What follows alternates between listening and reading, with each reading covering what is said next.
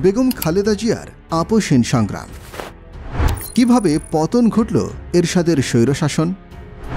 বেগম খালেদা জিয়া বাংলাদেশের জাতীয়তাবাদী দল বিএনপি চেয়ারপারসন, যিনি 1991 সাল থেকে 3 বার বাংলাদেশের প্রধানমন্ত্রী হিসেবে দায়িত্ব পালন করেছেন। যিনি বাংলাদেশের প্রথম নারী প্রধানমন্ত্রী এবং মুসলিম বিশ্বে দ্বিতীয় নির্বাচিত নারী সরকার প্রধান। বেগম খালেদা জিয়া 1946 সালের 15ই আগস্ট দিনাজপুর জেলায় এক সম্ভ্রান্ত মুসলিম পরিবারে জন্মগ্রহণ করেন। তার বাবা স্কান্দার মজুমদার এবং মা তৈয়বা মজুমদার ছিলেন অত্যন্ত সম্মানিত ব্যক্তি।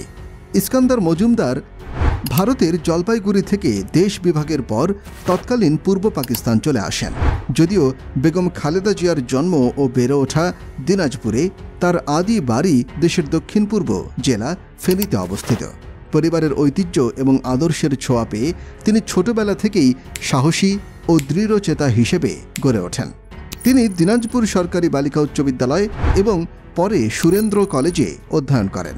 1960 সালে তিনি জিয়াউর রহমানকে বিয়ে করেন। জিয়াউর রহমান বীর উত্তম যখন বাংলাদেশের রাষ্ট্রপতি হন, তখন বেগম জিয়া ফার্স্ট লেডি হিসেবে তার সঙ্গী হিসেবে যুক্তরাজ্যের প্রধানমন্ত্রী মার্গারেট থ্যাচার এবং নেদারল্যান্ডের রানী জুলিয়ানা সহ বিশ্ব নেতৃবৃন্দের সাথে সাক্ষাৎ করেন।